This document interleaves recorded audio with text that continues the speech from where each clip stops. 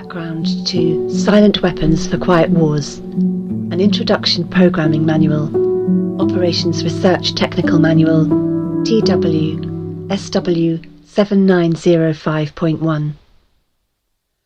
The following document is taken from two sources. The first was acquired on a website, of which I can't remember the address, listing as its source the book titled Behold, a Pale Horse by William Cooper, Light Technology Publishing, 1991. The second source is a crudely copied booklet, which does not contain a copyright notice or a publisher's name. With the exception of the foreword, the preface, the main thing that was missing from the first source was the illustrations. As we began comparing the two, we realized that the illustrations and the accompanying text, also missing from the first, made up a significant part of the document. This has now been restored by the lawful path, and so far as I know, is the only internet copy available complete with illustrations. We have no first-hand knowledge that this document is genuine. However, many of the concepts contained herein are certainly reasonable, important, and bear strong consideration. If anyone has additional knowledge about the source of this document, has better copies of the illustrations than the ones posted here, has any missing pieces to this document, or has any comments which can improve upon the quality of this document, we will appreciate your comments. The Lawful Path.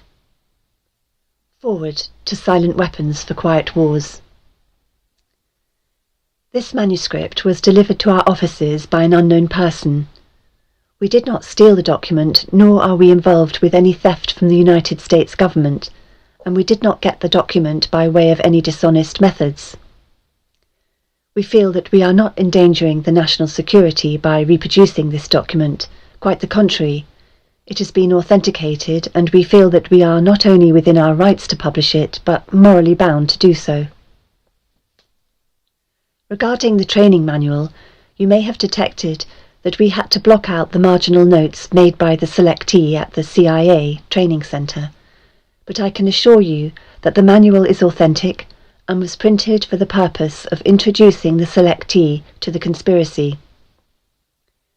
It has been authenticated by 4 different technical writers for military intelligence.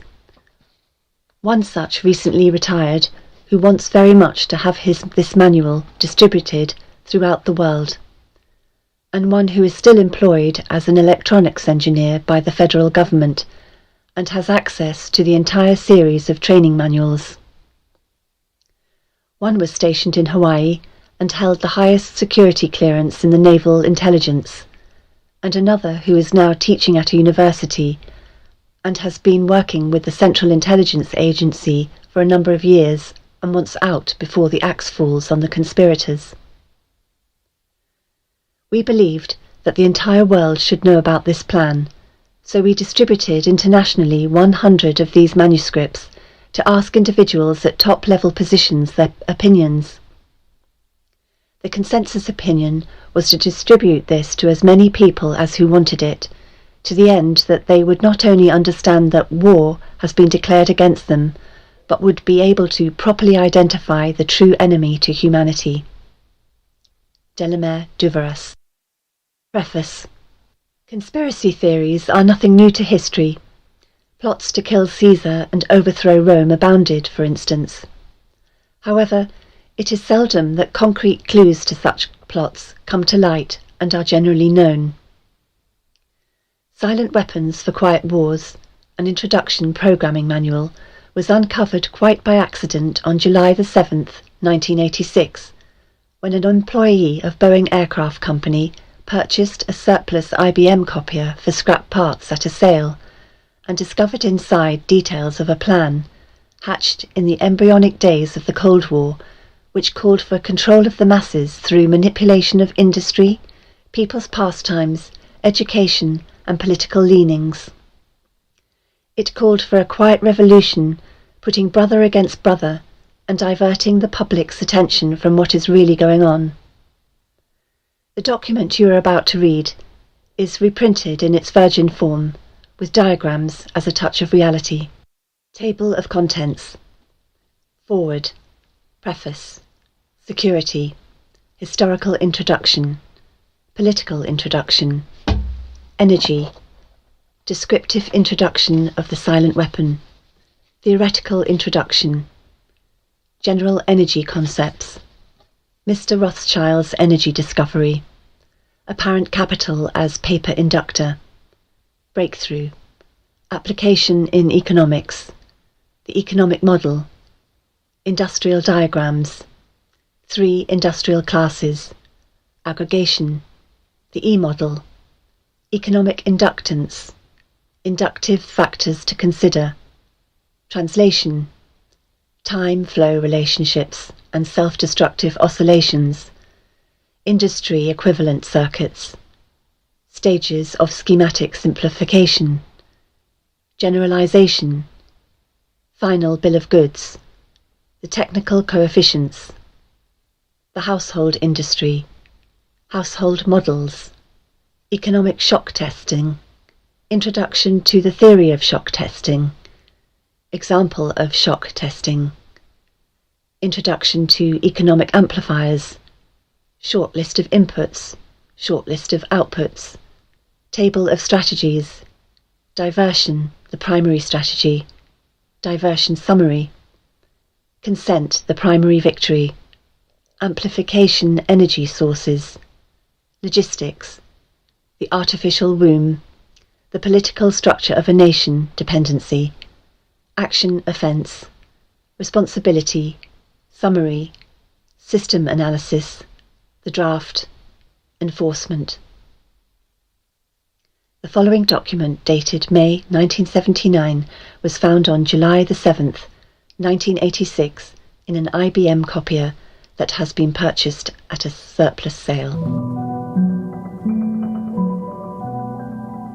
Top Secret, Silent Weapons for Quiet Wars, Operations Research Technical Manual, TM-SW7905.1, page 1. Welcome aboard. This publication marks the 25th anniversary of the Third World War, called the Quiet War, being conducted using the subjective biological warfare fought with silent weapons. This book contains an introductory description of this war, its strategies, and its weaponry. May 1979, number 74-1120. Security. It is patently impossible to discuss social engineering or the automation of a society, i.e., the engineering of social automation systems, silent weapons, on a national or worldwide scale, without implying extensive objectives of social control and destruction of human life, i.e., slavery and genocide. This manual is in itself an analogue declaration of intent. Such a writing must be secured from public scrutiny. Otherwise, it might be recognized as a technically formal declaration of domestic war. Furthermore, whenever any person or group of persons in a position of great power and without full knowledge and consent of the public uses such knowledge and methodologies for economic conquest, it must be understood that a state of domestic warfare exists between said person or group of persons and the public. The solution of today's problems requires an approach which is ruthlessly candid, with no agonizing over religious, moral, or cultural values. You have qualified for this project because of your ability to look at human society with cold objectivity, and yet analyze and discuss your observations and conclusions with others of similar intellectual capacity, without the loss of discretion or humility. Such virtues are exercised in your own best interest. Do not deviate from them.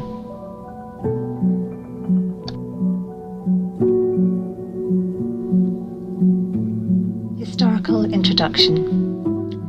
Silent weapon technology has evolved from operations research, OR, a strategic and tactical methodology developed under the military management in England during World War II. The original purpose of operations research was to study the strategic and tactical problems of air and land defence, with the objective of effective use of limited military resources against foreign enemies, i.e. logistics. It was soon recognised by those in positions of power that the same methods might be useful for totally controlling a society, but better tools were necessary. Social engineering, the analysis and automation of a society, requires the correlation of great amounts of constantly changing economic information, data, so a high-speed computerized data processing system was necessary which could race ahead of the society and predict when society would arrive for capitulation. Relay computers were too slow, but the electronic computer, invented in 1946 by J. Presper Eckert and John W. Mauchly, filled the bill. The next breakthrough was the development of the simplex method of linear programming in 1947 by the mathematician George B. Dantzig. Then in 1948, the transistor invented by J. Bardeen, W. H. Brattain, and W. Shockley promised great expansion of the computer field by reduced space and power requirements. With these three inventions under their direction, those in positions of power strongly suspected that it was possible for them to control the whole world with the push of a button. Immediately, the Rockefeller Foundation got in on the ground floor by making a 4-year grant to Harvard College, funding the Harvard Economic Research Project for the study of the structure of the American economy. 1 year later, in 1949, the United States Air Force joined in. In 1952, the grant period terminated, and a high-level meeting of the elite was held to determine the next phase of social operations research. The Harvard project had been very fruitful, as is borne out by the publication of some of its results in 1953, suggesting the feasibility of economic, social engineering. Studies in the Structure of the American Economy, copyright 1953 by Vasily Leontev, International Science Press Inc., White Plains, New York. Engineered in the last half of the decade of the 1940s, the new Quiet War machine stood, so to speak, in sparkling gold-plated hardware on the showroom floor by 1954. With the creation of the Maser in 1954, the promise of unlocking unlimited sources of fusion atomic energy from the heavy hydrogen in seawater, and the consequent availability of unlimited social power, was a possibility only decades away. The combination was irresistible. The Quiet War was quietly declared by the international elite at a meeting held in 19... Though the silent weapons system was nearly exposed 13 years later, the evolution of the new weapons system had never suffered any major setbacks. This volume marks the 25th anniversary of the beginning of the Quiet War. Already, this domestic war has had many victories on many fronts throughout the world. Political introduction. In 1954, it was well recognised by those in positions of authority that it was only a matter of time, only a few decades, before the general public would be able to grasp and upset the cradle of power, for the very elements of the new silent weapon technology were as accessible for a public utopia as they were for providing a private utopia. The issue of primary concern, that of dominance, revolved around the subject of the energy sciences. Energy. Energy is recognised as the key to all activity on Earth. Natural science is the study of sources and control of natural energy, and social science theoretically expressed as economics, is the study of the sources and control of social energy. Both are bookkeeping systems, mathematics. Therefore, mathematics is the primary energy science, and bookkeeping can be king if the public can be kept ignorant of the methodology of the bookkeeping. All science is merely a means to an end. The means is knowledge, the end is control. Beyond this remains only one issue: who will be the beneficiary? In 1954, this was the issue of primary concern. Although the so-called moral issues were raised, in view of the law of natural selection, it was agreed that a nation or world of people who will not use their intelligence are no better than animals who do not have intelligence. Such people are beasts of burden and stakes on the table by choice and consent. Consequently, in the interest of future world order, peace and tranquility, it was decided to privately wage a quiet war against the American public, with an ultimate objective of permanently shifting the natural and social energy, wealth, of the undisciplined and irresponsible many into the hands of the self-disciplined, responsible and worthy few. In order to implement this objective, it was necessary to create, secure and apply new weapons which, as it turned out, were a class of weapons so subtle and sophisticated in their principle of operation and public appearance as to earn for themselves the name silent weapons. In conclusion, the objective of economic research, as conducted by the magnates of capital, banking, and the industries of commodities, goods, and services, is the establishment of an economy which is totally predictable and manipulatable. In order to achieve a totally predictable economy, the low-class elements of society must be brought under total control, i.e., must be housebroken, trained, and assigned a yoke and long-term social duties from a very early age, before they have an opportunity to question the propriety of the matter. In order to achieve such conformity, the lower-class family unit must be disintegrated by a process of increasing preoccupation of the parents and the establishment of government-operated daycare centres for the occupationally orphaned children. The quality of education given to the lower class must be of the poorest sort, so that the mote of ignorance isolating the inferior class from the superior class is and remains incomprehensible to the inferior class. With such an initial handicap, even bright lower-class individuals have little, if any, hope of extricating themselves from this assigned lot in life. This form of slavery is essential to maintain some measure of social order, peace and tranquility for the ruling upper class. Descriptive introduction of the silent weapon. Everything that is expected from an ordinary weapon is expected from a silent weapon by its creators, but only in its manner of functioning. It shoots situations instead of bullets, propelled by data processing instead of chemical reaction, explosion, originating from bits of data instead of grains of gunpowder, from a computer instead of a gun, operated by a computer programmer instead of a marksman, under the orders of a banking magnate instead of a military general. It makes no obvious noises, causes no obvious physical or mental injuries, and does not obviously interfere with anyone's daily social life. Yet it makes an unmistakable noise, causes unmistakable physical and mental damage, and unmistakably interferes with the daily social life, that is, unmistakable to a trained observer who knows what to look for.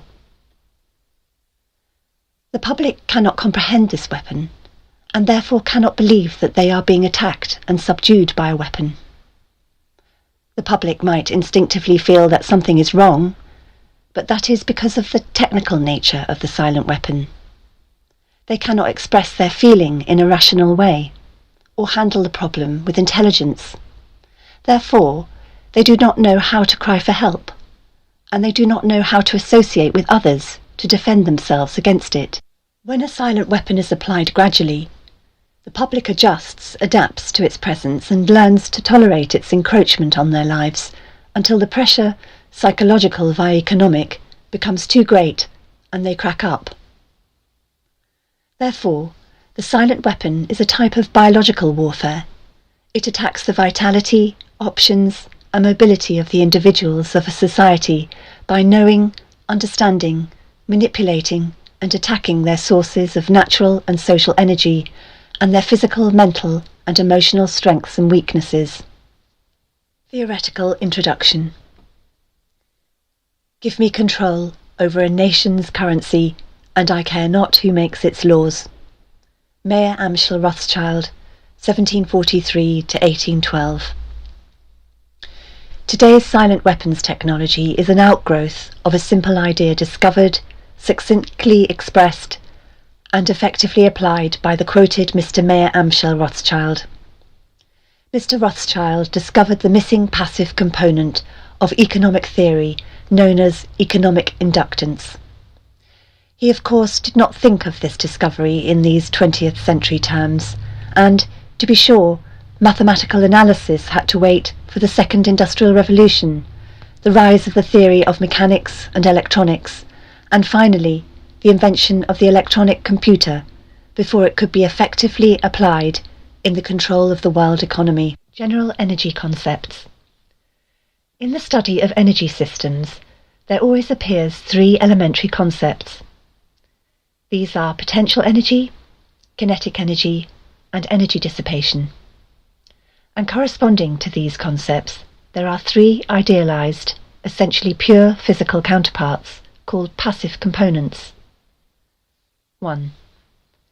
In the science of physical mechanics, the phenomenon of potential energy is associated with a physical property called elasticity or stiffness, and can be represented by a stretched spring.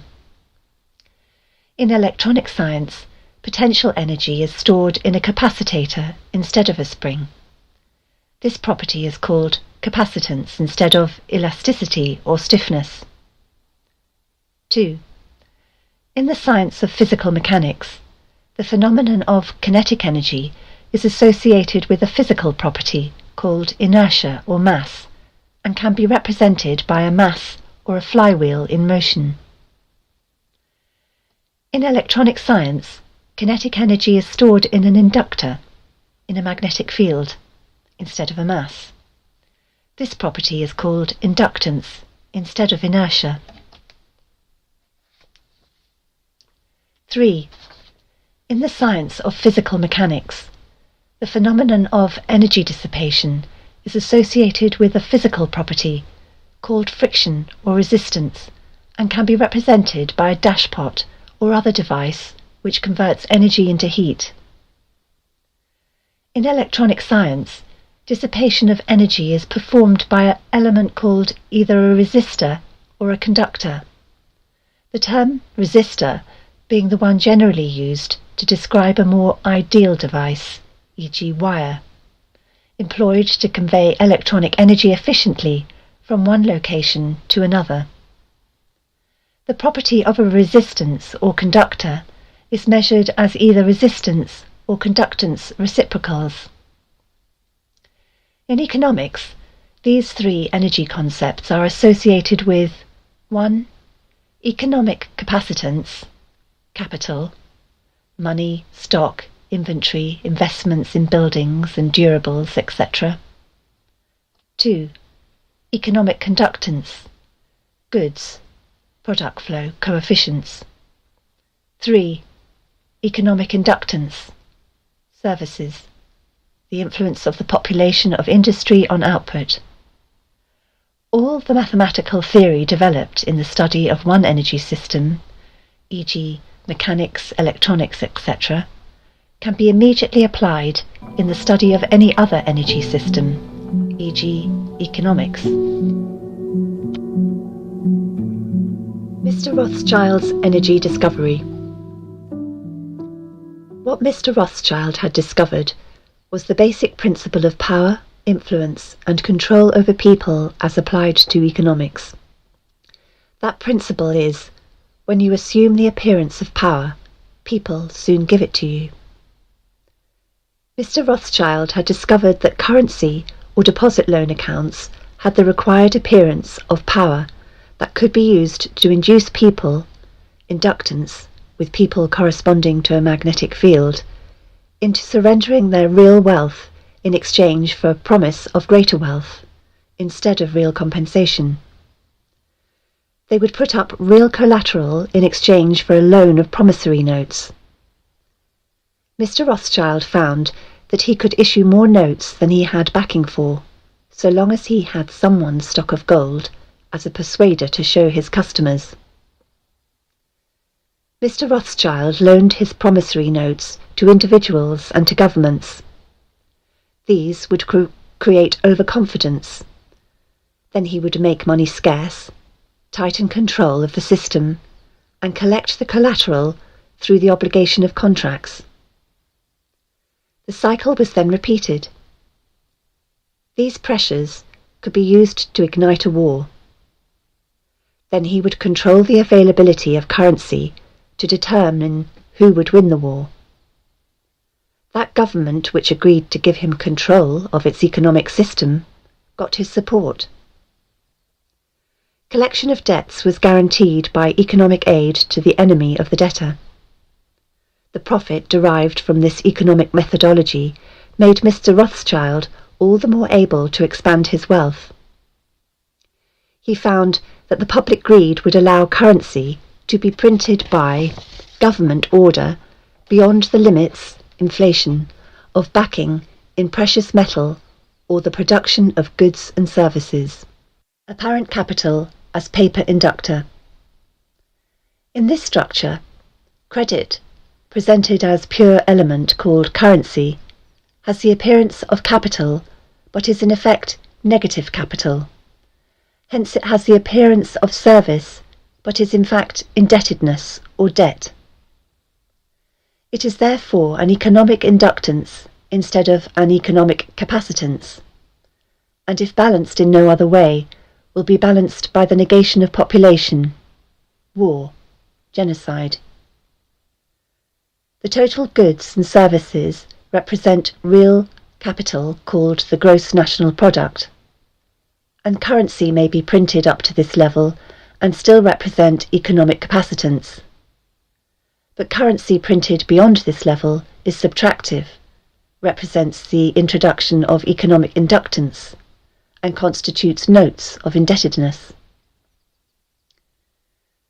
War is therefore the balancing of the system by killing the true creditors, the public, which have been taught to exchange true value for inflated currency, and falling back on whatever is left of the resources of nature and regeneration of those resources. Mr. Rothschild had discovered that currency gave him the power to rearrange the economic structure to his own advantage, to shift economic inductance to those economic positions which would encourage the greatest economic instability and oscillation. The final key to economic control had to wait until there was sufficient data and high-speed computing equipment to keep close watch on the economic oscillations created by price shocking and excess paper energy credits, paper inductance, inflation. Breakthrough. The aviation field provided the greatest evolution in economic engineering by way of the mathematical theory of shock testing. In this process, a projectile is fired from an airframe on the ground, and the impulse of the recoil is monitored by vibration transducers connected to the airframe and wired to the chart recorders. By studying the echoes or reflections of the recoil impulse in the airframe, it is possible to discover critical vibrations in the structure of the airframe, which either vibrations of the engine or aeolian vibrations of the wings, or a combination of the two, might reinforce, resulting in a resonant self-destruction of the airframe in flight as an aircraft. From the standpoint of engineering, this means that the strengths and weaknesses of the structure of the airframe in terms of vibrational energy can be discovered and manipulated. Application in economics. To use this method of airframe shock testing in economic engineering, the prices of commodities are shocked and the public consumer reaction is monitored. The resulting echoes of the economic shock are interpreted theoretically by computer, and the psycho-economic structure of the economy is thus discovered. It is by this process that partial, differential, and difference matrices are discovered that define the family household and make possible its evaluation as an economic industry. Dissipative consumer structure. Then, the response of the household to future shocks can be predicted and manipulated, and society becomes a well-regulated animal with its reins under the control of a sophisticated, computer-regulated, social energy bookkeeping system. Eventually, every individual element of the structure comes under computer control through a knowledge of personal preferences. Such knowledge guaranteed by computer association of consumer preferences. Universal Product Code, UPC, zebra-striped pricing codes on packages. With identified consumers, identified via association with the use of a credit card and later a permanent tattooed body number invisible under normal ambient illumination. Summary. Economics is only a social extension of a natural energy system. It also has its three passive components. Because of the distribution of wealth and the lack of communication and lack of data, this field has been the last energy field for which a knowledge of these three passive components has been developed. Since energy is the key to all activity on the face of the earth, it follows that in order to attain a monopoly of energy, raw materials, goods, and services, and to establish a world system of slave labour, it is necessary to have a first strike capability in the field of economics. In order to maintain our position, it is necessary that we have absolute first knowledge of the science of control over all economic factors and the first experience at engineering the world economy. In order to achieve such sovereignty, we must at least achieve this one end, that the public will not make either the logical or mathematical connection between economics and the other energy sciences, or learn to apply such knowledge. This is becoming increasingly difficult to control, because more and more businesses are making demands upon their computer programmers to create and apply mathematical models for the management of those businesses. It is only a matter of time before the new breed of private programmer, economists, will catch on to the far-reaching implications of the work begun at Harvard in 1948. The speed with which they can communicate their warning to the public will largely depend upon how effective we have been at controlling the media, subverting education, and keeping the public distracted with matters of no real importance. The economic model.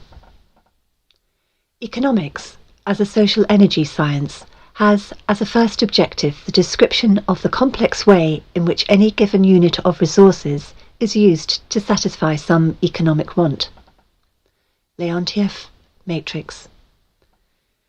This first objective, when it is extended to get the most product from the least or limited resources, comprises that objective of general military and industrial logistics known as operations research.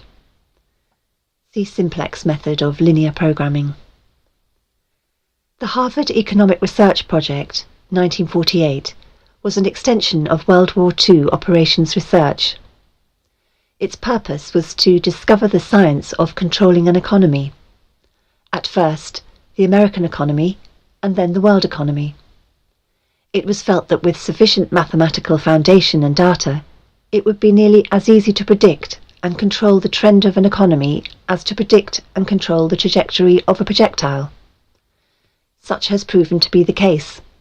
Moreover, the economy has been transformed into a guided missile on target. The immediate aim of the Harvard project was to discover the economic structure, what forces change that structure, how the behaviour of the structure can be predicted, and how it can be manipulated.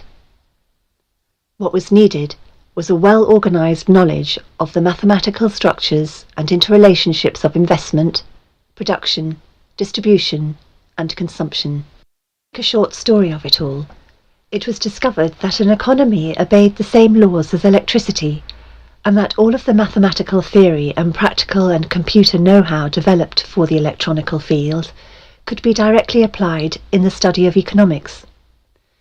This discovery was not openly declared, and its more subtle implications were and are kept a closely guarded secret.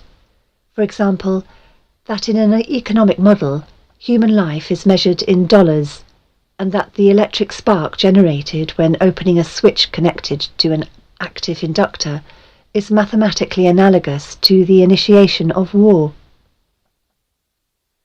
The greatest hurdle which theoretical economists faced was the accurate description of the household as an industry. This is a challenge because consumer purchases are a matter of choice, which in turn is influenced by income, price, and other economic factors. This hurdle was cleared in an indirect and statistically approximate way by an application of shock testing to determine the current characteristics called current technical coefficients of a household industry. Finally, because problems in theoretical electronics can be translated very easily into problems of theoretical electronics, and the solution translated back again, it follows that only a book of language translation and concept definition needed to be written for economics.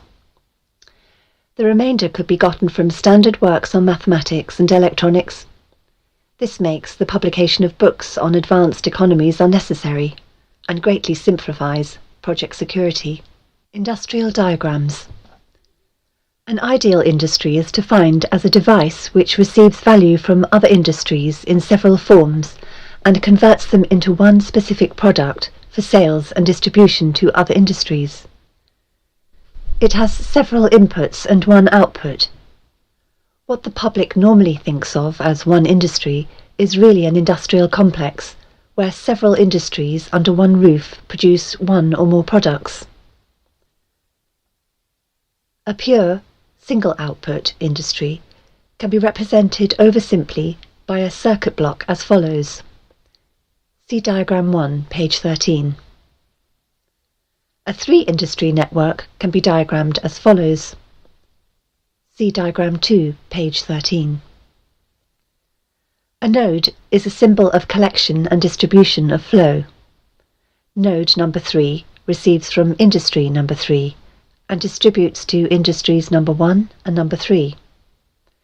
If industry number 3 manufactures chairs, then a flow from industry number 3 back to industry number 3 simply indicates that industry number 3 is using part of its own output product, for example, as office furniture. Therefore, the flow may be summarized by the equations. See top of page 14. 3 industrial classes. Industries fall into 3 categories or classes by type of output. 1. Class number 1, capital, resources. 2. Class number 2, goods, commodities or use, dissipative. 3. Class number 3, services, action of population. Class number 1 industries exist at 3 levels. 1. Nature, sources of energy and raw materials. 2. Government, printing of currency equal to the gross national product, GNP, and extension of currency in excess of GNP. 3. Banking, loaning of money for interest and extension, inflation, counterfeiting, of economic value through the deposit loan accounts. Class number 2 industries exist as producers of tangible or consumer dissipated products. This sort of activity is usually recognized and labeled by the public as industry. Class number 3 industries are those which have service rather than a tangible product at their output. These industries are called 1. Households, and 2. Governments. Their output is human activity of a mechanical sort, and their basis is population. Aggregation. The whole economic system can be represented by a 3-industry model if one allows the names of the outputs to be 1. Capital, 2. Goods, and 3. Services. The problem with this representation is that it would not show the influence, say, the textile industry on ferrous metal industry. This is because both the textile industry and the ferrous metal industry would be contained within a single classification called the goods industry, and by this process of combining or aggregating these 2 industries under one system block, they would lose their economic individuality. The E model. A national economy consists of simultaneous flows of production, distribution, consumption and investment.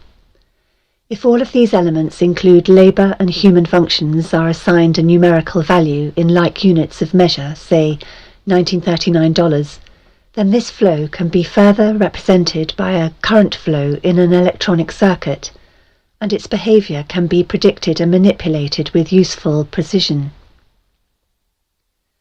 The 3 ideal passive energy components of electronics, the capacitor, the resistor, and the inductor, correspond to the 3 ideal passive energy components of economics called the pure industries of capital, goods, and services respectively. Economic capacitance represents the storage of capital in one form or another. Economic conductance represents the level of conductance of materials for the production of goods. Economic inductance represents the inertia of economic value in motion. This is a population phenomenon known as services. Economic inductance. An electrical inductor, e.g. a coil or wire, has an electric current as its primary phenomenon and a magnetic field as its secondary phenomenon, inertia. Corresponding to this, an economic inductor has a flow of economic value as its primary phenomenon, and a population field as its secondary field phenomenon of inertia. When the flow of economic value, e.g. money, diminishes, the human population field collapses in order to keep the economic value, money, flowing, extreme case war. This public inertia is a result of consumer buying habits, expected standard of living, etc., and is generally a phenomenon of self-preservation. Inductive factors to consider. 1. Population. 2. Magnitude of the economic activities of the government. 3. The method of financing these government's activities. See Peter Paul Principle, Inflation of the Currency. Translation. A few examples will be given. Charge. Coulombs. Dollars. 1939. Flow. Current. Amperes. Coulombs per second. Dollars of flow per year. Motivating force. Volts. Dollars. Output. Demand. Conductance. Amperes per volt. Dollars of flow per year per dollar demand. Capacitance. Coulombs per volt. Dollars of production, inventory, stock per dollar demand. Time flow relationships and self-destructive oscillations. An ideal industry may be symbolized electronically in various ways. The simplest way is to represent a demand by a voltage and a supply by a current. When this is done, the relationship between the two becomes what is called an admittance, which can result from three economic factors: 1. Foresight flow, 2. Present flow, and 3. Hindsight flow. 1. Foresight flow is the result of that property of living entities to cause energy, food, to be stored for a period of low energy, e.g. a winter season. It consists of demands made upon an economic system for that period of low energy, winter season. In a production industry, it takes several forms, one of which is known as production stock or inventory. In electronic symbology, this specific industry demand, a pure capital industry, is represented by capacitance, and the stock or resource is represented by a stored charge. Satisfaction of an industry demand suffers a lag because of the loading effect of inventory priorities. 2. Present flow ideally involves no delays. It is, so to speak, input today for output today, a hand-to-mouth flow. In electronic symbology, this specific industry demand, a pure US industry, is represented by a conductance, which is then a simple economic valve, a dissipative element. Hindsight flow is known as habit or inertia. In electronics, this phenomenon is the characteristic of an inductor, economic analog equals a pure service industry, in which a current flow, economic analog equals flow of money, creates a magnetic field, economic analog equals active human population, which, if the current, money flow, begins to diminish, collapse, war, to maintain the current, flow of money, energy. Other large alternatives to war as economic inductors or economic flywheels are an open-ended social welfare program or an enormous, but fruitful, open-ended space program. The problem with stabilizing the economic system is that there is too much demand on account of 1. Too much greed, and 2. Too much population. This creates excessive economic inductance, which can only be balanced with economic capacitance, true resources of value, e.g. in goods or services. The social welfare program is nothing more than an open-ended credit balance system, which creates a false capital industry to give non-productive people a roof over their heads and food in their stomachs. This can be useful, however, because the recipients become state property in return for the gift, a standing army for the elite. For he who pays the piper picks the tune. Those who get hooked on the economic drug must go to the elite for a fix. In this, the method of introducing large amounts of stabilizing capacitance is by borrowing on the future credit of the world. This is a fourth law of motion onset and consists of performing an action and leaving the system before the reflected reaction returns to the point of action, a delayed reaction. The means of surviving the reaction is by changing the system before the reaction can return. By this means, politicians become more popular in their own time, and the public pays later. In fact, the measure of such a politician is the delay time. The same thing is achieved by a government by printing money beyond the limit of the gross national product, an economic process called inflation. This puts a large quantity of money into the hands of the public and maintains a balance against their greed, creates a false self-confidence in them, and for a while stays the wolf from the door. They must eventually resort to war to balance the account, because war ultimately is merely the act of destroying the creditor, and the politicians are the publicly hired hitmen that justify the act to keep the responsibility and blood off the public conscience. See section on consent factors and social economic structuring. If the people really cared about their fellow man, they would control their appetites, greed, procreation, etc., so that they would not have to operate on a credit or welfare social system, which steals from the worker to satisfy the bum. Since most of the general public will not exercise restraint, there are only two alternatives to reduce the economic inductance of the system. 1. Let the populace bludgeon each other to death in war, which will only result in a total destruction of the living earth. 2. Take control of the world by the use of economic silent weapons in a form of quiet warfare, and reduce the economic inductance of the world to a safe level by a process of benevolent slavery and genocide. The latter option has been taken as the obviously better option. At this point it should be crystal clear to the reader why absolute secrecy about the silent weapons is necessary. The general public refuses to improve its own mentality and its faith in its fellow man. It has become a herd of proliferating barbarians and, so to speak, a blight upon the face of the earth. They do not care about economic science to learn why they have not been able to avoid war, despite religious morality, and their religious or self-gratifying refusal to deal with earthly problems renders the solution of the earthly problem unreachable to them.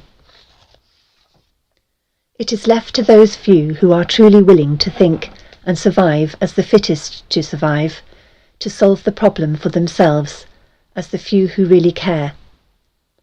Otherwise, exposure of the silent weapons would destroy our only hope of preserving the seed of the future true humanity. Industry equivalent circuits. 1. The industry Q can be given a block symbol as follows. Block diagram of industry Q. See diagram, page 18. Terminals number 1 through #M are connected directly to the outputs of industries number 1 and #M respectively. The equivalent circuit of industry Q is given as follows. See diagram 2, page 18. Characteristics. All inputs are at 0 volts. A amplifier causes output current IQ to be represented by a voltage EQ. Amplifier delivers sufficient current at EQ to drive all loads Y10 through YMQ and sink all currents I1Q through IMQ. The unit transconductance amplifier AQ is constructed as follows. See diagram, page 19. Arrow denotes the direction of the flow of capital, goods and services. The total demand is given as EQ, where EQ equals IQ. See diagram 2, page 19. 1. The coupling network YPQ symbolizes the demand which industry Q makes on industry P. The connective admittance YPQ is called the technical coefficient of the industry Q, stating the demand of industry Q, called the industry of use, for the output in capital, goods or services of industry P, called the industry of origin. The flow of commodities from industry P to industry Q is given by IPQ, evaluated by the formula IPQ equals QPQ star EQ. When the admittance YPQ is a simple conductance, this formula takes on the common appearance of Ohm's law. IPQ equals GPQ star IQ. The interconnection of a three-industry system can be diagrammed as follows. The blocks of the industry diagram can be opened up, revealing the technical coefficients and a much simpler format. The equations of flow are given as follows. See diagram, page 20.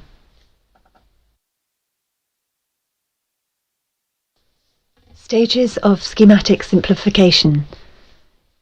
See diagrams on page 20. Generalization. All of this may now be summarized. Let Ij represent the output of industry J and Ijk the number of the product of industry J absorbed annually by industry K, and Ijo the amount of the same product J made available for outside use. See equation 1, page 21. Then, substituting the technical coefficients y, j, k, see equation 2, page 21, which is the general equation of every admittance in the industry circuit. Final bill of goods. Final bill of goods is called the final bill of goods or the bill of final demand, and is zero when the system can be closed by the evaluation of the technical coefficients of the non-productive industries, government and households. Households may be regarded as a productive industry, with labour as its output product. The technical coefficients. The quantities y, j, k are called the technical coefficients of the industrial system. They are admittances and can consist of any combination of three passive parameters: conductance, capacitance, and inductance. Diodes are used to make the flow unidirectional and point against the flow. Gjk equals economic conductance, absorption coefficient. Yjk equals economic capacitance, capital coefficient. Ljk equals economic inductance, human activity coefficient. Types of admittances. See diagram, page 23. The household industry. The industries of finance, banking, manufacturing and government, real counterparts of the pure industries of capital, goods and services, are easily defined because they are generally logically structured. Because of this, their processes can be described mathematically, and their technical coefficients can be easily deduced. This, however, is not the case with the service industry known as the household industry. Household models. When the industry flow diagram is represented by a two-block system of households on the right and all other industries on the left, the following results. See diagram, page 24. The arrows from left to right, labelled A, B, C, etc., denote flow of economic value from the industries in the left-hand block to the industries in the right-hand block called households. These may be thought of as the monthly consumer flows of the following commodities: A, alcoholic beverages, B, beef, C, coffee, U, unknown, etc. The problem with a theoretical economist faces is that the consumer preferences of any household is not easily predictable, and the technical coefficients of any one household tend to be a non-linear, very complex and variable function of income prices, etc. Computer information derived from the use of the Universal Product Code in conjunction with credit card purchase as an individual household identifier could change this state of affairs, but the UPC method is not yet available on a national or even a significant regional scale. To compensate for this data deficiency, an alternative indirect approach of analysis has been adopted, known as economic shock testing. This method, widely used in the aircraft manufacturing industry, develops an aggregate statistical sort of data. Applied to economics, this means that all of the households in one region or in the whole nation are studied as a group or class rather than individually, and the mass behaviour rather than the individual behaviour is used to discover useful estimates of the technical coefficients governing the economic structure of the hypothetical single household industry. Notice in the industry flow diagram that the values for the flows A, B, C, etc. are accessible to measurement in terms of selling prices and total sales of commodities. One method of evaluating the technical coefficients of the household industry depends upon shocking the prices of a commodity and noting the changes in the sales of all the commodities. Economic shock testing. In recent times, the application of operations research to the study of the public economy has been obvious for anyone who understands the principles of shock testing. In the shock testing of an aircraft airframe, the recoil impulse of firing a gun mounted on that airframe causes shock waves in that structure which tell aviation engineers the conditions under which some parts of the airplane, or the whole airplane or its wings, will start to vibrate or flutter like a guitar string, a flute reed, or a tuning fork, and disintegrate or fall apart in flight. Economic engineers achieve the same result in studying the behaviour of the economy and the consumer public by carefully selecting a staple commodity such as beef, coffee, gasoline or sugar, and then causing a sudden change or shock in its price or availability, thus kicking everybody's budget and buying habits out of shape. They then observe the shock waves which result by monitoring the changes in advertising, prices and sales of that and other commodities. The objective of such studies is to acquire the know-how to set the public economy into a predictable state of motion or change. Even a controlled self-destructive state of motion, which will convince the public that certain expert people should take control of the money system and re-establish security, rather than liberty and justice, for all. When the subject citizens are rendered unable to control their financial affairs, they, of course, become totally enslaved, a source of cheap labour. Not only the prices of commodities, but also the availability of labour can be used as the means of shock testing. Labour strikes deliver excellent test shocks to an economy, especially in the critical services area of trucking, transportation, communication, public utilities, energy, water, garbage collection, etc. By shock testing, it is found that there is a direct relationship between the availability of money flowing in an economy and the real psychological outlook and response of masses of people dependent upon that availability. For example, there is a measurable quantitative relationship between the price of gasoline and the probability that a person would experience a headache, feel a need to watch a violent movie, smoke a cigarette, or go to a tavern for a mug of beer. It is most interesting that by observing and measuring the economic models by which the public tries to run from their problems and escape from reality, and by applying the mathematical theory of operations research, it is possible to program computers to predict the most probable combination of created events, shocks, which will bring about a complete control and subjugation of the public through a subversion of the public economy by shaking the plum tree. Introduction to the theory of economic shock testing. Let the prices and total sales of commodities be given and symbolized as follows.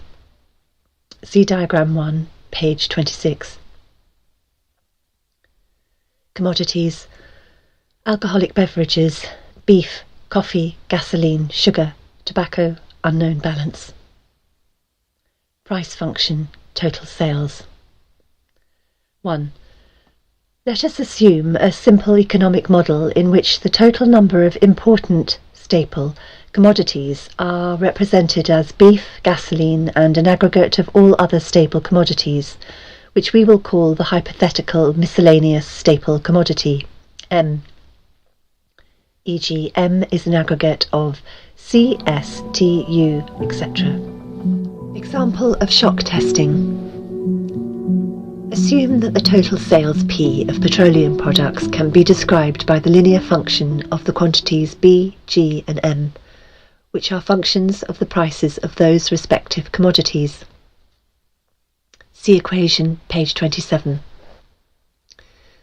Then where B, G and M are functions of the prices of beef, gasoline and miscellaneous respectively, and APB, APG and APM are constant coefficients defining the amount by which each of the functions B, G and M affect the sales, P, of petroleum products. We are assuming that B, G and M are variables independent of each other. If the availability of price of gasoline is suddenly changed, then G must be replaced by G and delta G. This causes a change in the petroleum sales from P to P and delta P. Also, we will assume that B and M remain constant when G changes to G and delta G. See equation 2, page 27. Expanding upon this expression, we get, see equation 3, page 27. And subtracting the original value of P, we get for the change in P. See equation 4, page 27. This is a rate of change in P due only to an isolated change in G, delta G. In general, AJK is the partial rate of change in the sales effect, J, due to a change in the causal price function of commodity K. If the interval of time were infinitesimal, this expression would be reduced to the definition of the total differential of a function P. 1. See diagram, page 28. When the price of gasoline is shocked, all of the coefficients with round G, 2G, in the denominator are evaluated at the same time. If B, G and M were independent and sufficient for a description of the economy, then 3 shock tests would be necessary to evaluate the system. There are other factors which may be represented the same way. For example, the tendency of a docile sub-nation to withdraw under economic pressure may be given by, see equation 1, page 29. Where G is the price of gasoline, WP is the dollars spent per unit time, referenced to, say, 1939, for war production during peacetime, etc. These quantities are presented to a computer in matrix format as follows. See diagram 1, page 29. And see equation 2, page 29. Finally, inverting this matrix, that is, solving for the xk terms of the yj, we get, say, see equation 3, page 29. 1. This is the result into which we substitute to get that set of conditions of prices of commodities, bad news on TV, etc., which will deliver a collapse of public morale ripe for takeover. Once the economic price and sales coefficients, AJK and BKJ, are determined, they may be translated into the technical supply and demand coefficients, GJK, CJK and 1LJK. Shock testing of a given commodity is then repeated to get the time rate of change of these technical coefficients. Introduction to economic amplifiers. Economic amplifiers are the active components of economic engineering.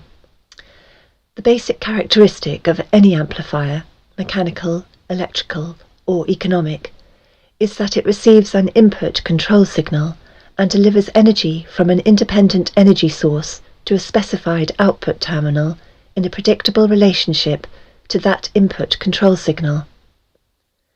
The simplest form of an economic amplifier is a device called advertising. If a person is spoken to by a TV advertiser as if he were a 12-year-old, then, due to suggestibility, he will, with a certain probability, respond or react to that suggestion with the uncritical response of a 12-year-old and will reach into his economic reservoir and deliver its energy to buy that product on impulse when he passes it in the store. An economic amplifier may have several inputs and output. Its response might be instantaneous or delayed. Its circuit symbol might be a rotary switch if its options are exclusive, qualitative, go or no-go, or it might have its parametric input-output relationship specified by a matrix, with internal energy sources represented. Whatever its form might be, its purpose is to govern the flow of energy from a source to an output sink in direct relationship to an input control signal. For this reason, it is called an active circuit element or component. Economic amplifiers fall into classes called strategies, and in comparison with electronic amplifiers, the specific internal functions of an economic amplifier are called logistical instead of electrical. Therefore, economic amplifiers not only deliver power gain, but also, in effect, are used to cause changes in the economic circuitry. In the design of an economic amplifier, we must have some idea of at least 5 functions, which are 1. The available input signals. 2. The desired output control objectives. 3. The strategic objective. 4. The available economic power sources. 5. The logistical options. The process of defining and evaluating these factors and incorporating the economic amplifier into an economic system has been popularly called game theory. The design of an economic amplifier begins with the specification of the power level of the output, which can range from personal to national. The second condition is accuracy of response, that is, how accurately the output action is a function of the input commands. High gain combined with strong feedback helps to deliver the required precision. Most of the error will be in the input data signal. Personal input data tends to be specified, while national input data tends to be statistical. Short list of inputs. Questions to be answered. What, where, why, when, how, who. General sources of information. Telephone taps, analysis of garbage, surveillance, behaviour of children in school. Standard of living by food, shelter, clothing, transportation. Social contacts. Telephone, itemised record of calls, family, marriage certificates, birth certificates, etc. Friends, associates, etc. Memberships in organisations, political affiliation. The personal paper trail. Personal buying habits, that is, personal consumer preferences. Checking accounts, credit card purchases, tagged credit card purchases, the credit card purchase of products bearing the UPC product code. Assets, checking accounts, savings accounts, real estate, business, automobile, etc. Safety deposit at bank, stock market. Liabilities. Creditors, enemies, see legal, loans. Government sources, ploys. Note, principle of this ploy. The citizen will almost always make the collection of information easy if he can operate on the free sandwich principle of eat now and pay later. Welfare, Social Security, USDA surplus food, doles, grants, subsidies. Government sources via intimidation.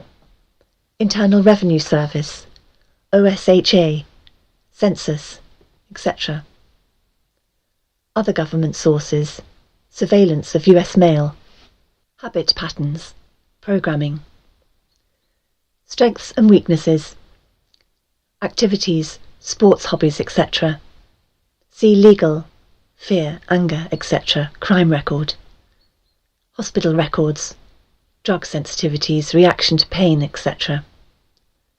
Psychiatric records, fears, angers, disgusts, adaptability, reactions to stimuli, violence, suggestibility or hypnosis, pain, pleasure, love and sex. Methods of coping, of adaptability, behaviour. Consumption of alcohol, consumption of drugs, entertainment, religious factors influencing behaviour, other methods of escaping from reality. Payment modus operandi, MO, pay on time, etc.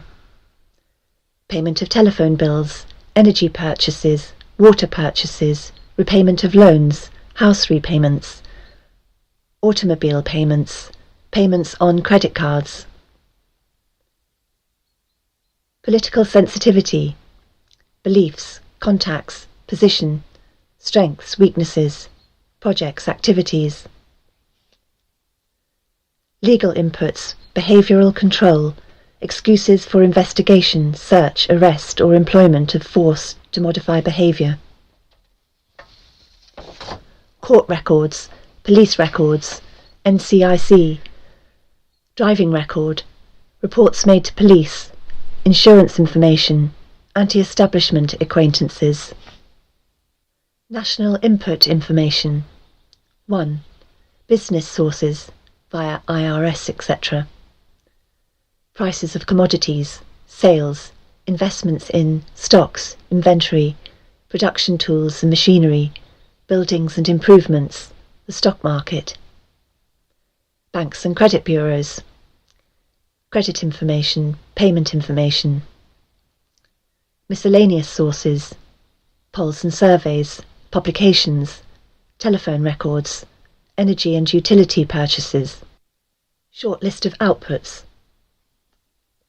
Outputs create controlled situations, manipulation of the economy, hence society, control by control of compensation and income.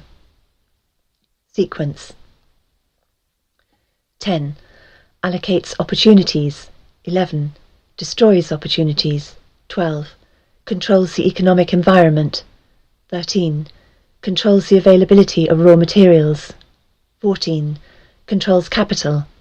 15. Controls bank rates. 16. Controls the inflation of the currency. 17. Controls the possession of property. 18. Controls industrial capacity. 19. Controls manufacturing. 20. Controls the availability of goods, commodities. 21. Controls the prices of commodities. 22. Controls services, the labour force, etc. 23. Controls payments to government officials. 24. Controls the legal functions. 25. Controls the personal data files, uncorrectable by the party slandered. 26. Controls advertising. 27. Controls media contact. 28. Controls material available for TV viewing. 29. Disengages attention from real issues. 30. Engages emotions. 31. Creates disorder, chaos and insanity. 32. Controls design of more probing tax forms. 33. Controls surveillance. 34. Controls the storage of information. 35. Develops psychological analysis and profiles of individuals. 36. Controls legal functions. Repeat of 15. 37. Controls sociological factors. 38. Controls health options. 39. Preys on weakness. 40. Cripples strengths. 41. Leeches wealth and substance. Table of strategies. Do this to get this. Keep the public ignorant. Less public organisation. Maintain access to control. Required reaction to outputs, prices, points for feedback, sales. Create preoccupation. Lower defences. Attack the family unit. Control of the education of the young.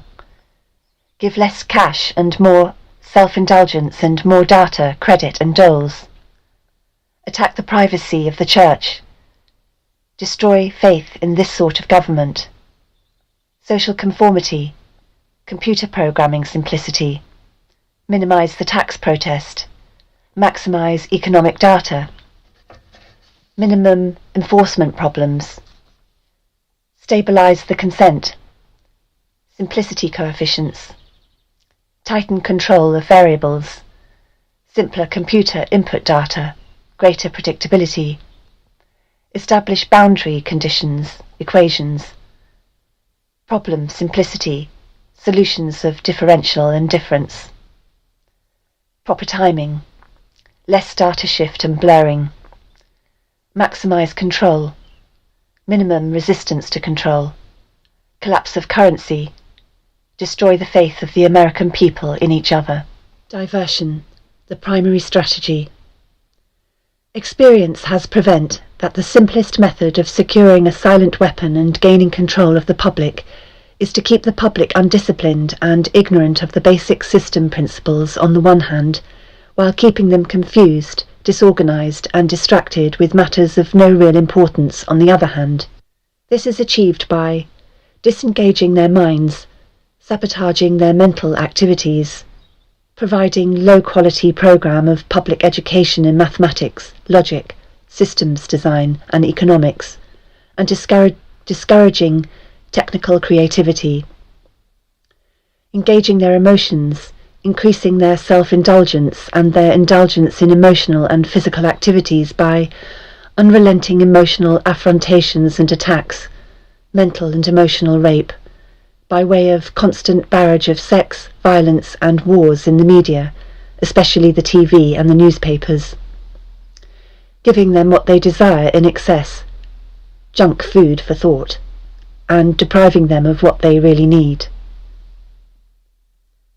Rewriting history and law and subjecting the public to the deviant creation, thus being able to shift their thinking from personal needs to highly fabricated outside priorities. These preclude their interest in and discovery of the silent weapons of social automation technology. The general rule is that there is a profit in confusion. The more confusion, the more profit. Therefore, the best approach is to create problems and then offer solutions. Diversion summary. Media. Keep the adult public attention diverted away from the real social issues and captivated by matters of no real importance. Schools. Keep the young public ignorant of real mathematics, real economics, real law and real history. Entertainment. Keep the public entertainment below a 6th grade level. Work. Keep the public busy, busy, busy, with no time to think, back on the farm with the other animals. Consent, the primary victory. A silent weapon system operates upon data obtained from a docile public by legal, but not always lawful, force. Much information is made available to silent weapon systems programmers through the Internal Revenue Service. See studies in the structure of the American economy for an IRS source list. This information consists of the enforced delivery of well-organized data contained in federal and state tax forms, collected, assembled and submitted by the slave labor provided by taxpayers and employers. Furthermore, the number of such forms submitted to the IRS is a useful indicator of public consent, an important factor in strategic decision-making. Other data sources are given in the short list of inputs. Consent coefficients. Numerical feedback indicating victory status. Psychological basis. When the government is able to collect tax and seize private property without just compensation, it is an indication that the public is ripe for surrender and is consenting to enslavement and legal encroachment. A good and easily quantified indicator of harvest time is the number of public citizens who pay income tax despite an obvious lack of reciprocal or honest service from the government. Amplification energy sources. The next step in the process of designing an economic amplifier is discovering the energy sources. The energy sources which support any primitive economic system are, of course, a supply of raw materials and the consent of the people to labour and can consequently assume a certain rank, position, level or class in the social structure, that is, to provide labour at various levels in the pecking order. Each class, in guaranteeing its own level of income, controls the class immediately below it, hence preserves the class structure. This provides stability and security, but also government from the top. As time goes on and communication and education improve, the lower class elements of the social labour structure become knowledgeable and envious of the good things that the upper class members have. They also begin to attain knowledge of energy systems and the ability to enforce their rise through the class structure. This threatens the sovereignty of the elite. If this rise of the lower classes can be postponed long enough, the elite can achieve energy dominance, and labour, by consent, no longer will hold a position of an essential energy source. Until such energy dominance is absolutely established, the consent of the people to labour and to let others handle their affairs must be taken into consideration, since failure to do so could cause the people to interfere in the final transfer of energy sources to the control of the elite.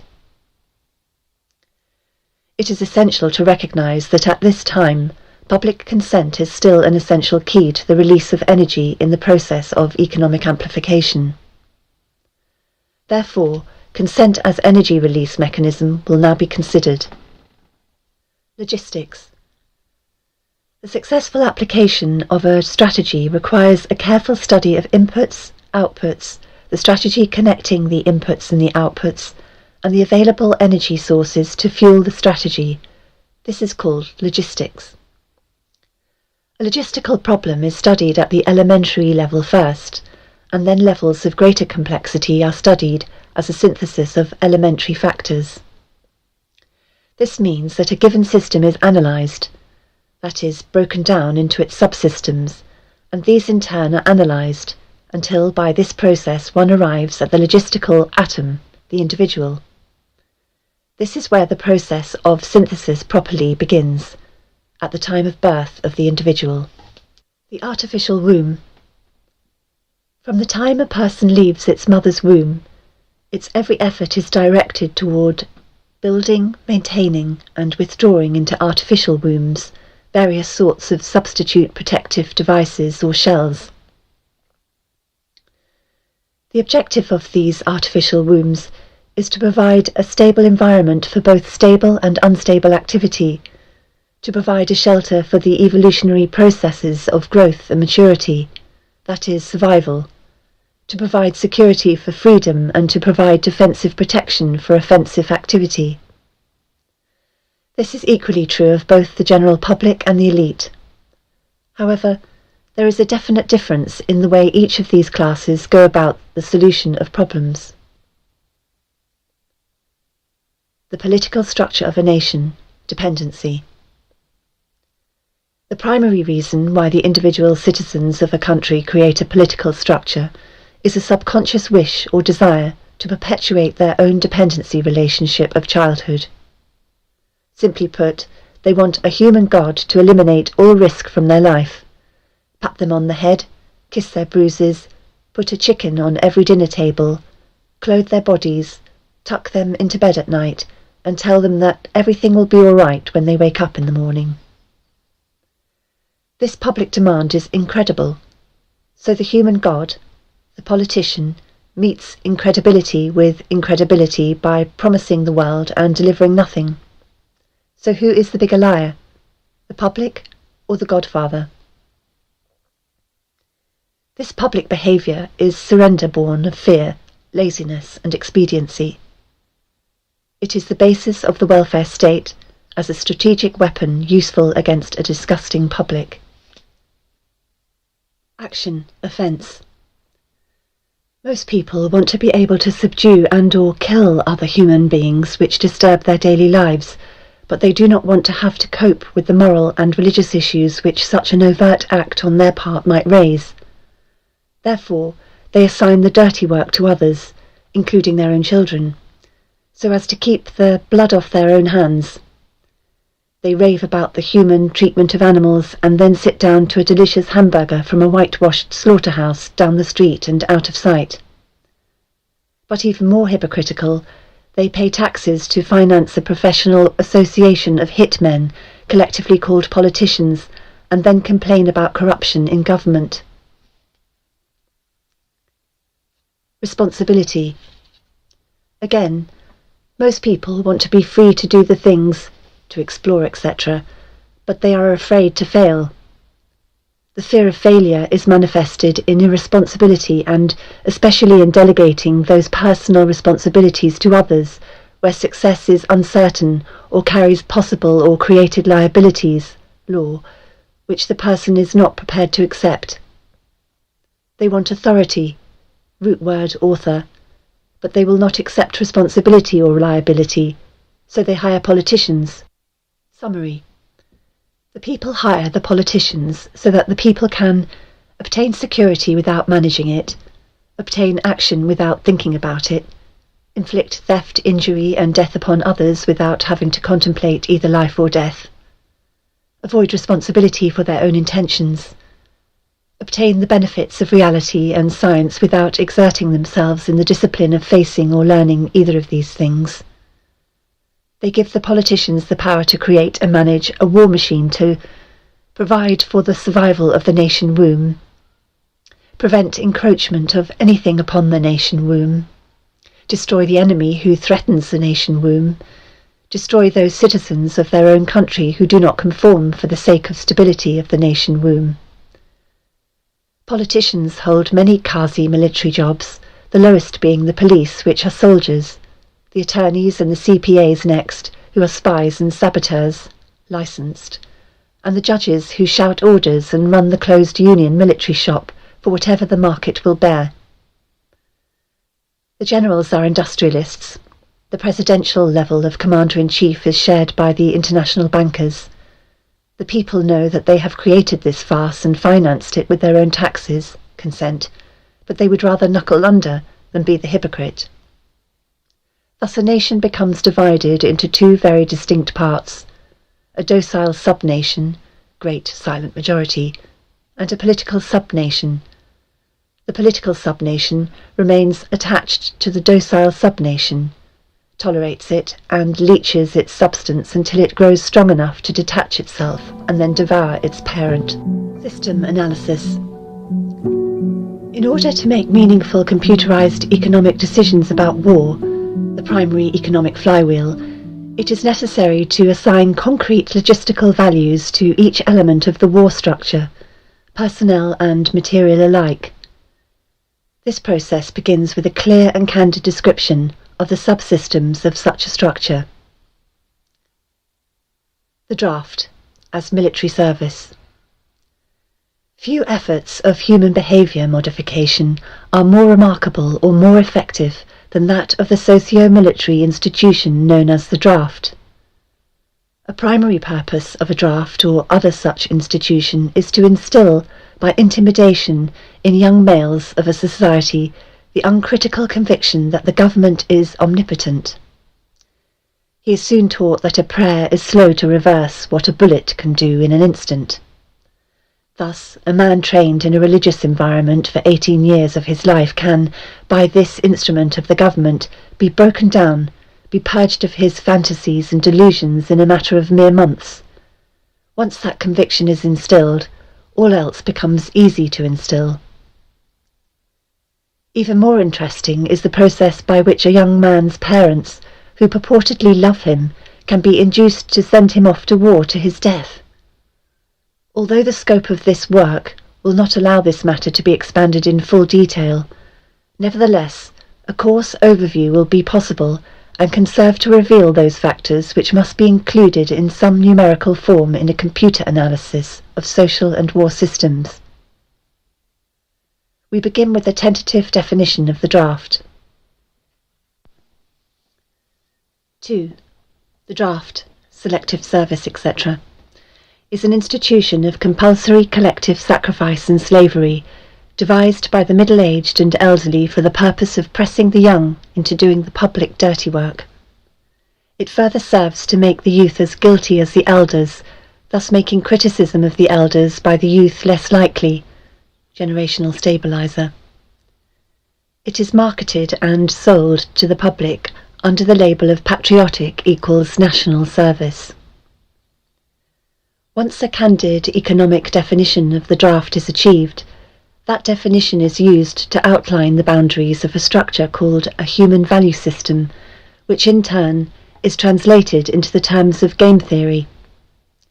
The value of such a slave labourer is given in a table of human values, a table broken down into categories by intellect, experience, post-service job demand, etc.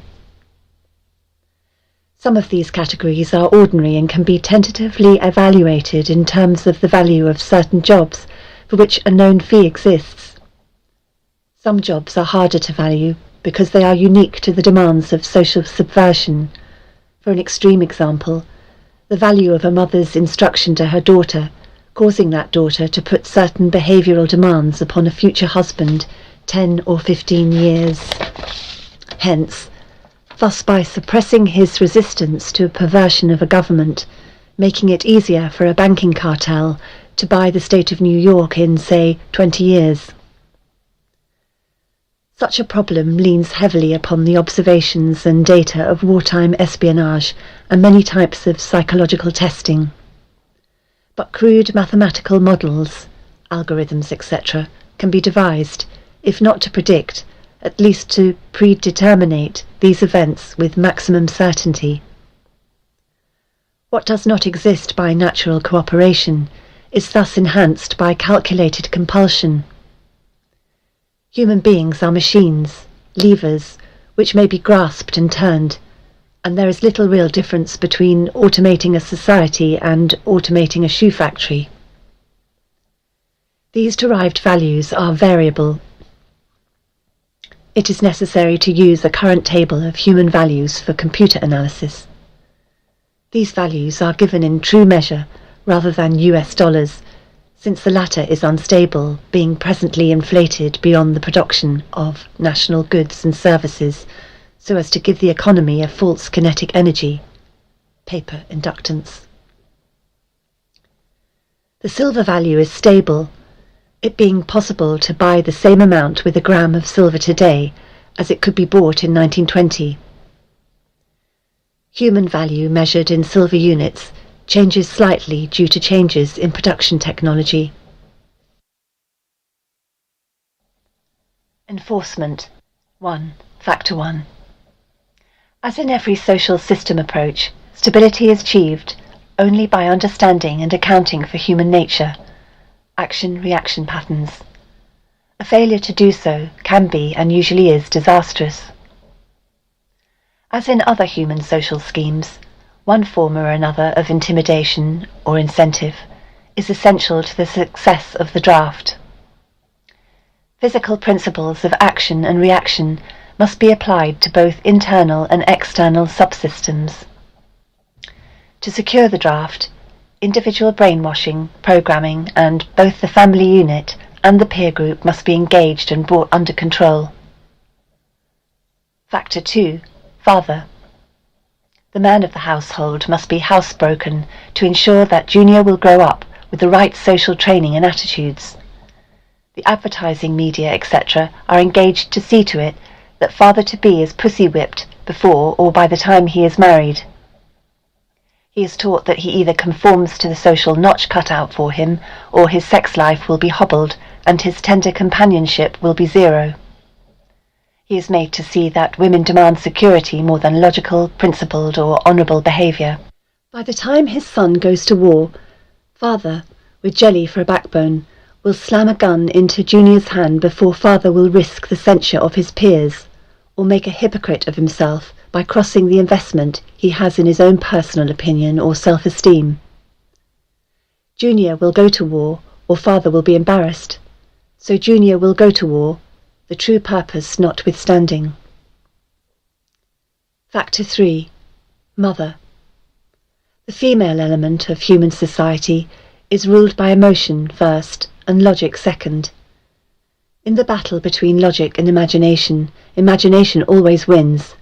Fantasy prevails, maternal instinct dominates, so that the child comes first and the future comes second. A woman with a newborn baby is too starry-eyed to see a wealthy man's cannon fodder or a cheap source of slave labour. A woman must, however, be conditioned to accept the transition to reality when it comes, or sooner. As the transition becomes more difficult to manage, the family unit must be carefully disintegrated, and state-controlled public education and state-operated childcare centres must become more common and legally enforced, so as to begin the detachment of the child from the mother and the father at an early age. Inoculation of behavioural drugs, Ritalin, can speed the transition for the child. Mandatory. Caution. A woman's impulsive anger can override her fear. An irate woman's power must never be underestimated, and her power over a pussy-whipped husband must likewise never be underestimated. It got women the vote in 1920. Factor 4. Junior. The emotional pressure for self-preservation during the time of war, and the self-serving attitude of the common herd that have an option to avoid the battlefield if Junior can be persuaded to go, is all of the pressure finally necessary to propel Johnny off to war. Their quiet blackmailings of him are the threats: no sacrifice, no friends, no glory, no girlfriends. Factor 5. Sister. And what about Junior's sister? She is given all the good things of life by her father, and taught to expect the same from her future husband, regardless of the price. Factor 6. Cattle. Those who will not use their brains are no better off than those who have no brains, and so this mindless school of jellyfish, father, mother, son and daughter become useful beasts of burden, or trainers of the same. This concludes what is available of this document.